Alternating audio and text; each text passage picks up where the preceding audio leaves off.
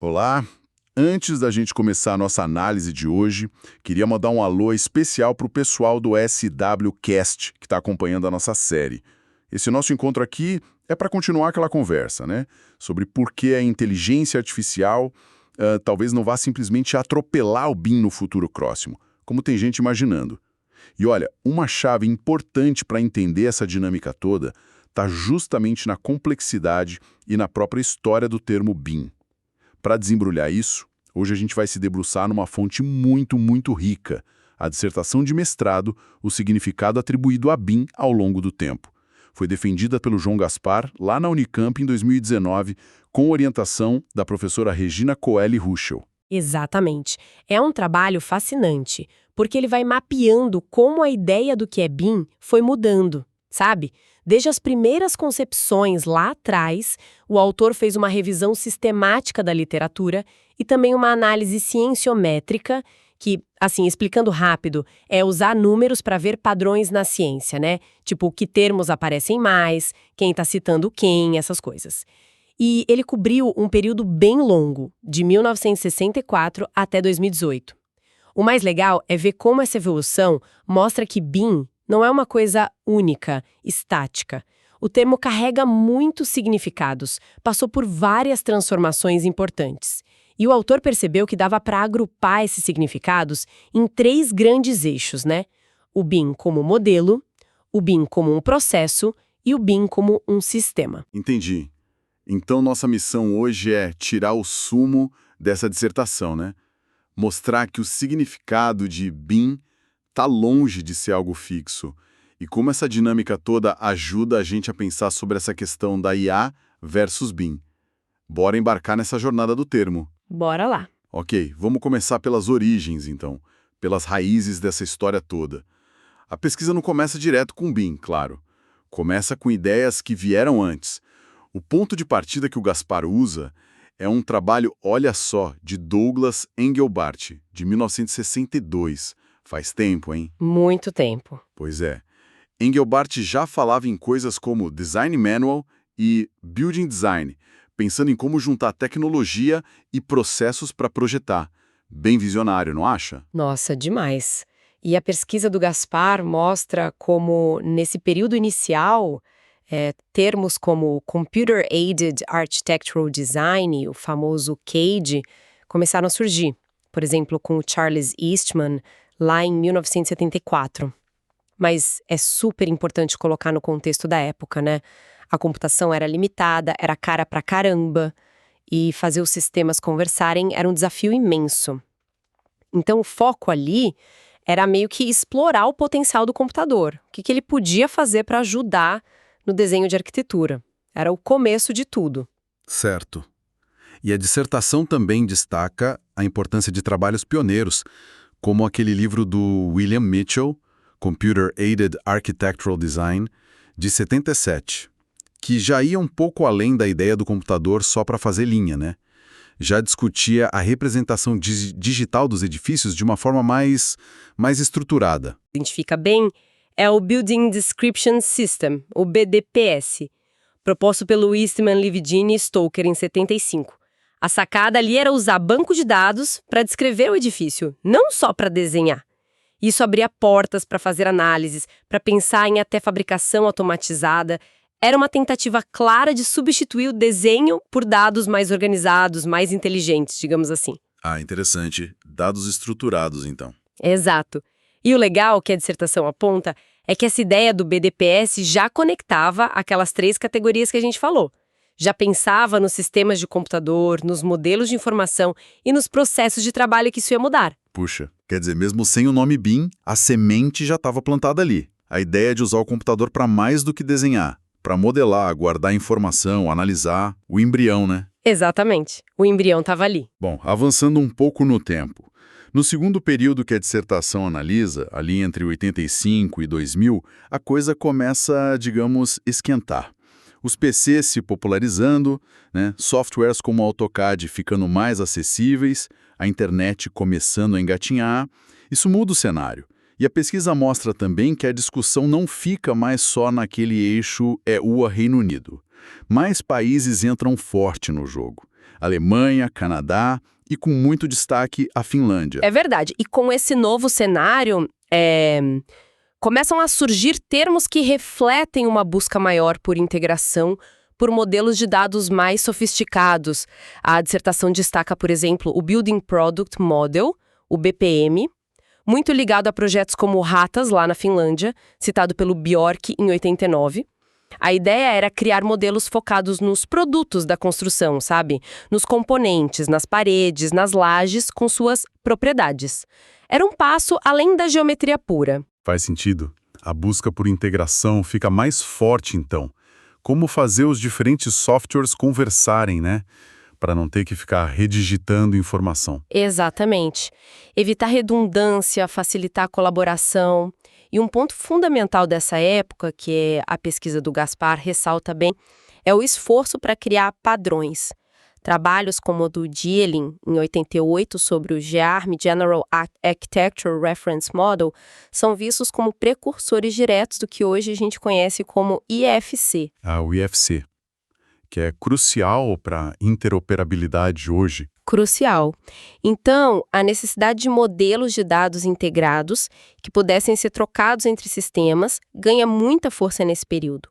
O foco começa a migrar do desenho para a estrutura da informação. E a dissertação nota algo curioso nesse período. Esses termos técnicos começam a aparecer com mais frequência nas palavras-chave dos artigos científicos. Sim. É como se a academia estivesse começando a dar nome aos bois, a formalizar essas áreas, né? A ideia de modelo de informação, integração, estava se consolidando. Exato. Um sinal de reconhecimento formal, né? E aí a gente chega no período-chave, 2001 a 2008. É quando o termo Building Information Modeling, o BIM, realmente entra em cena com força total. A pesquisa do Gaspar mostra um crescimento assim exponencial no número de publicações que usam a sigla BIM. Uma explosão mesmo. Sim, foi uma tempestade perfeita, né? Vários fatores contribuíram. A internet se massificando globalmente, o que facilitou muito a troca de ideias, de conhecimento.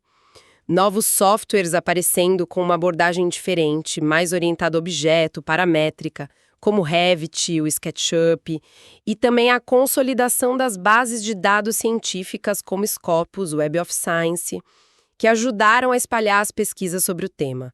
O trabalho de Gaspar até menciona figuras como o Jerry Lasering, que em 2002 teve um papel importante em popularizar o termo BIM mais na indústria, né? Dando um nome com mais apelo comercial para essas ideias que já vinham sendo desenvolvidas. Entendi. E é nesse momento que a pesquisa identifica diferentes ênfases nas definições de BIM que começam a aparecer. Muitas vezes alinhadas com aquelas 3 categorias que você mencionou lá no início, né? Sistema, modelo e processo. Tem uma visão mais focada nos sistemas, certo? Tipo a definição da Autodesk de 2002, que viu o BIM muito como a tecnologia, o software sendo a solução. Isso. Aí tem outra visão focada nos modelos, quer dizer, no produto digital, na representação rica em informação do edifício. A dissertação cita como exemplo a definição do NIBS, lá dos Estados Unidos, de 2007. Foco no Building Information Model, o modelo em si. Exato, no substantivo model. E uma terceira visão, talvez a que ganhou mais força depois, com foco nos processos. Na atividade de modelar, de gerenciar, de usar a informação. Aqui a pesquisa destaca aquela definição super influente do Eastman e colegas no livro de 2008. Eles definem BIM, o modeling, a ação, como uma tecnologia de modelagem e um conjunto associado de processos para produzir, comunicar e analisar modelos de construção. O foco está na metodologia, no como fazer. Perfeito. E além do BIM, outros termos importantes ganham força ou surgem aí. O Parametric Building Model, o PBM, focado na questão paramétrica, e fundamentalmente o Virtual Design and Construction, o VDC, formalizado pelo pessoal de Stanford, Cam e Fisher em 2004. O VDC já nasce com um foco muito claro na aplicação dos modelos para gerenciar a construção, a obra, integrando o produto, a organização e o processo. Uma visão bem voltada para a gestão. Certo. E a pesquisa mostra que, mesmo com o BIM explodindo, termos como CAD e VDC continuaram sendo usados. talvez começando a se especializar mais em nichos, né? Exatamente. O CAD talvez mais ligado ao design computacional, formas complexas, e o VDC se firmando na gestão da construção. As pesquisas nesse período se expandem muito. Interoperabilidade, com o IFC virando peça central, colaboração, gestão da informação. E começam a surgir as primeiras listas de usos BIM. A coisa vai ficando mais complexa. Total. E aí chegamos no último período que a dissertação cobre, de 2009 a 2018. Aqui não tem jeito. BIM vira o termo dominante, quase onipresente nas pesquisas sobre tecnologia digital na AECO, Arquitetura, Engenharia, Construção e Operação. E a pesquisa vira global de vez. O Gaspar identificou trabalhos de 88 países nesse período. É uma difusão impressionante. Impressionante mesmo. E o mais interessante é que o significado continua evoluindo, continua se refinando. A pesquisa do Gaspar identifica uma tendência muito clara aqui.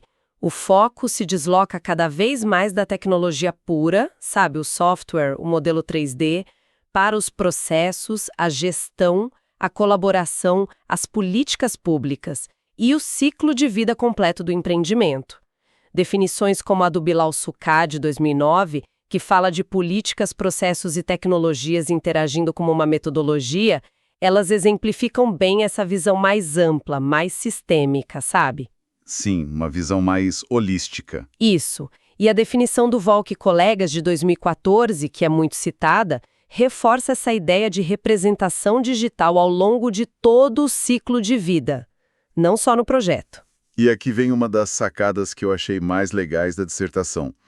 A identificação de um significado latente para o BIM. Ah, sim. Muito interessante isso. Analisando as palavras que mais aparecem nos títulos, nos resumos dos artigos, palavras como data, project, performance, information, management, a pesquisa sugere que, no fundo, a comunidade científica aspira que BIM signifique o quê? O processo de produção de dados de qualidade para o desenvolvimento de projetos com excelente performance. Exato. Olha que interessante. Isso vai muito além do modelo 3D, né? O foco está no valor da informação gerada para otimizar os resultados. Precisamente. E isso já acende uma luzinha para nossa discussão de IA versus BIM, certo? Se o foco está evoluindo para processo e dados de qualidade, a história da substituição talvez não seja tão simples assim. Com certeza. Conecta diretamente. E enquanto o BIM domina geral, a pesquisa confirma que o CAD e o VDC não morreram, não. Pelo contrário, continuam ativos, evoluindo nos seus nichos. O CAD se fortalece em áreas como design generativo, fabricação digital, interação humano-computador.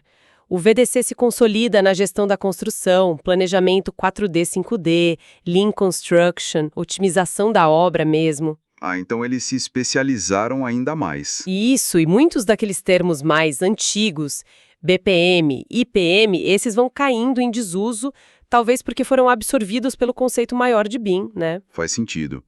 E as áreas de pesquisa que ganham força nesse período são muitas, né?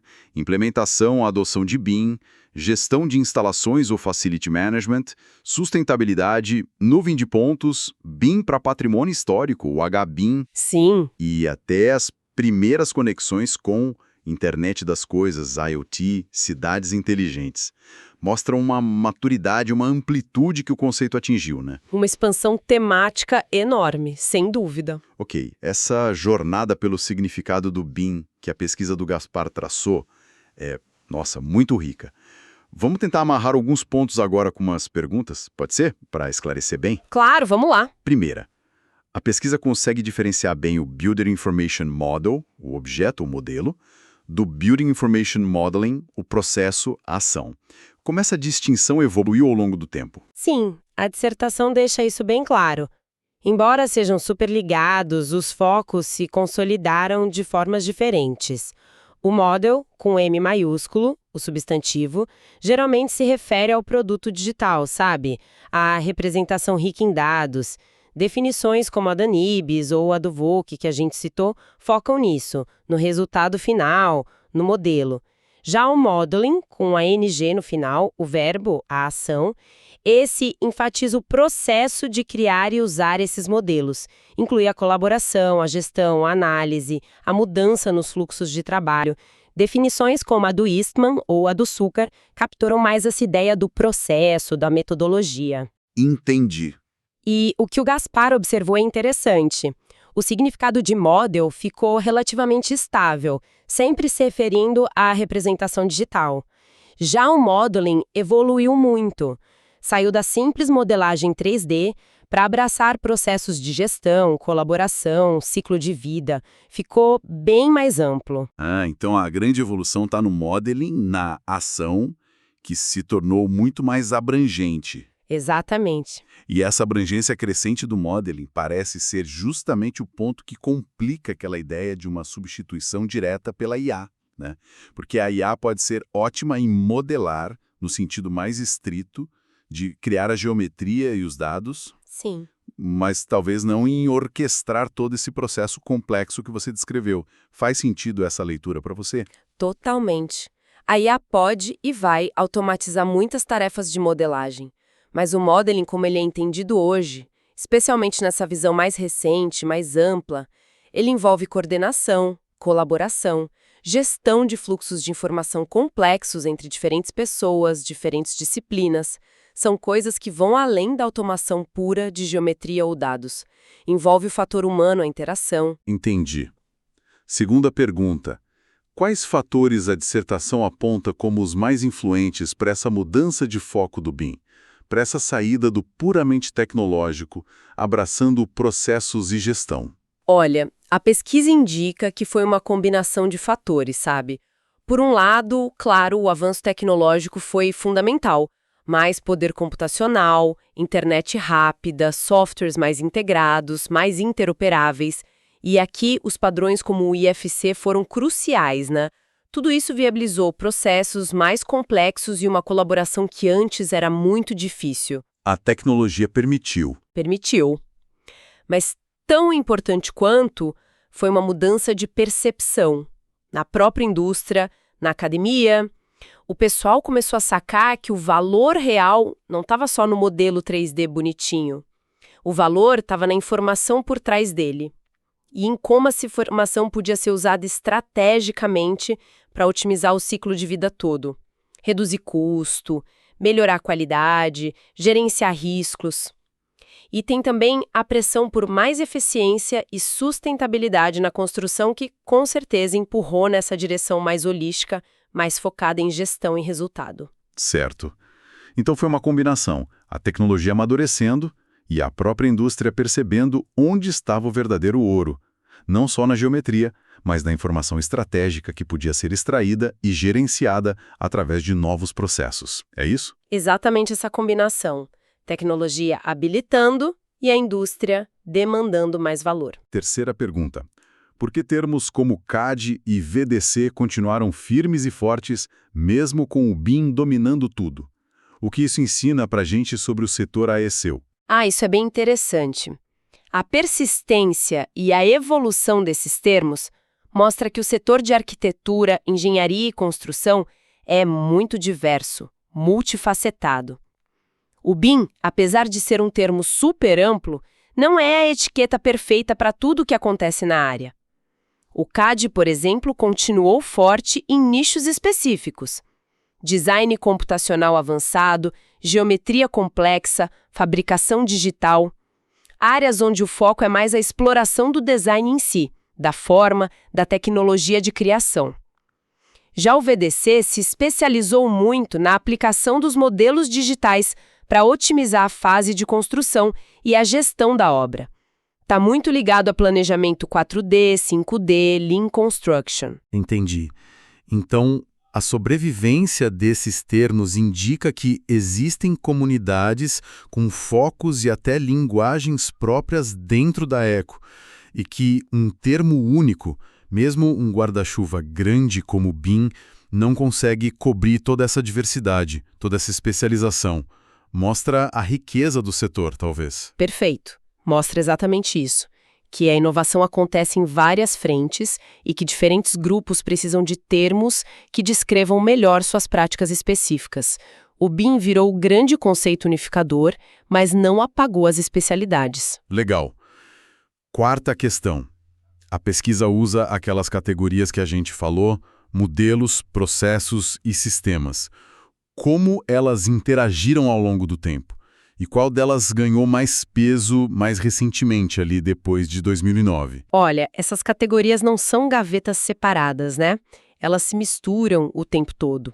Lá no início, nos anos 70, 80, o foco era muito forte em sistemas tipo como criar o software e em modelos como definir a representação digital. Com o passar do tempo, especialmente depois dos anos 2000 e com mais força ainda depois de 2009, a categoria processos ganhou um protagonismo enorme. As definições mais influentes, a direção geral da pesquisa, tudo passou a enfatizar muito como o BIM, o modeling, muda os fluxos de trabalho, a colaboração, a gestão de projetos, a gestão do ciclo de vida. A dissertação até tem uma tabela, a tabela 9, que quantifica isso, mostrando um aumento relativo da ênfase em processos nas fases mais recentes. Embora, claro, as outras categorias continuem super presentes e importantes. Fica claro, então, a compreensão mais madura do BIM pende fortemente para o impacto nos processos e na gestão, usando a tecnologia como uma alavanca para isso. Essa é a tendência que a pesquisa aponta de forma bem consistente, sim. Beleza. Última pergunta, então, para a gente amarrar tudo. O que representa aquela descoberta do tal significado latente do BIM como processo de produção de dados para projetos de alta performance? E como isso impacta diretamente a nossa discussão sobre IA versus BIM? Esse significado latente é muito poderoso, na minha opinião. Ele sugere que, por baixo das definições mais formais, a aspiração da comunidade científica, de quem está pesquisando e pensando o futuro, é que BIM seja, na essência, um framework, um jeito de gerar, gerenciar e usar dados de qualidade. E qual o objetivo final? Usar esses dados para tomar decisões melhores e atingir uma performance superior. Seja performance energética, estrutural, de custo, de prazo, o que for relevante para o projeto. E isso ao longo de todo o ciclo de vida. Certo. E aí a conexão com a IA fica explícita, né? Se BIM fosse só automatizar desenho 3D, bom, aí a IA poderia ser vista mais facilmente como um substituto. Ah, a IA desenha melhor e mais rápido. Mas se BIM é entendido dessa forma mais profunda, como esse processo complexo, colaborativo, focado em dados de qualidade para performance e para decisão informada, envolvendo múltiplos atores, múltiplas disciplinas, políticas, aí a substituição pura e simples por IA fica bem mais difícil de imaginar. Porque esse entendimento mais amplo exige mais do que só automação de tarefa, né? Exige compreensão de contexto, exige julgamento, exige orquestração da colaboração, inteligência coletiva, coisas que a IA, pelo menos hoje, não entrega sozinha nesse nível de complexidade sociotécnica, é isso? Exatamente, a IA vai ser, sem a menor dúvida, uma ferramenta potencialíssima dentro desse processo BIM. Para analisar dados, para prever performance, para otimizar opções de projeto, nossa, o potencial é imenso. Mas substituir o processo inteiro como ele vem sendo entendido e para onde aponta esse significado latente, aí é outra história. A gestão humana estratégica, a colaboração entre pessoas, a tomada de decisão contextualizada, tudo isso continua central nessa visão mais ampla do BIM. Ufa! Então, o que a gente aprendeu com essa análise super detalhada da dissertação do João Gaspar? Recapitulando rapidinho. BIM não nasceu pronto nem é uma coisa só. Tem uma história longa. Veio de ideias como CAD, BDPS, passou por várias siglas até explodir como o BIM lá nos anos 2000. Isso. E mesmo depois de surgir, o BIM continuou mudando, se transformando. A gente viu essa transição de um foco inicial bem na tecnologia, sistemas, modelos 3D, para uma visão muito mais ampla. Uma visão que abraça processos, gestão, colaboração, políticas e essa ideia forte de usar dados para buscar performance no ciclo de vida todo. Aquelas categorias modelos, processos, sistemas ajudam a gente a organizar essa evolução. E a persistência de termos como CAD e VDC mostra a diversidade e a especialização dentro do setor. E na prática, né?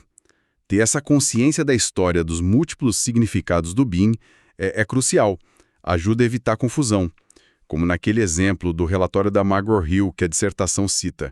Era difícil comparar dados sobre a adoção de BIM porque cada um entendia BIM de um jeito. Exato. Falta de definição clara atrapalha tudo. Então, saber que BIM pode significar coisas diferentes para um arquiteto, para um gerente de projeto, para um operador de edifício, é chave para alinhar a expectativa, para definir contrato ou simplesmente para conversar sobre o assunto sem ter ruído na comunicação. E aplicar essa visão mais madura do BIM, focada em dados e performance, pode levar a projetos muito melhores, mais eficientes, mais sustentáveis, mais alinhados com o que o cliente realmente precisa. E voltando à nossa questão inicial da IA.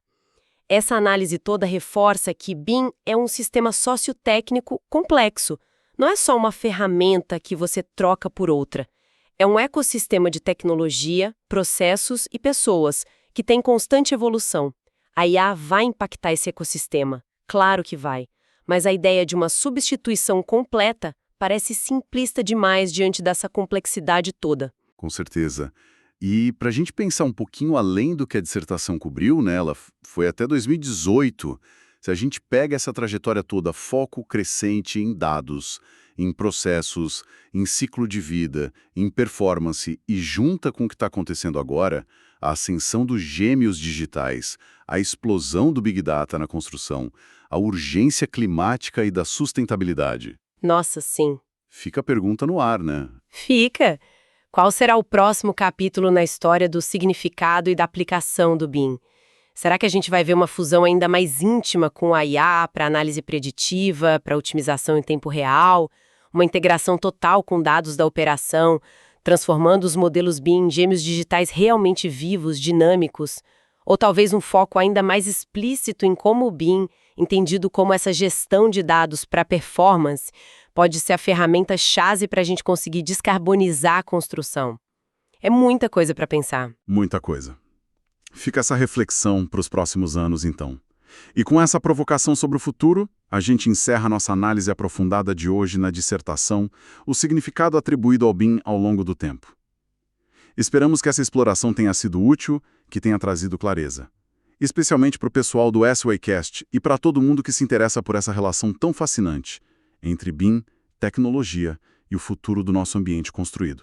Com certeza, entender de onde a gente veio, como os conceitos evoluem, é sempre um bom guia para a gente navegar o presente e tentar imaginar o que vem pela frente.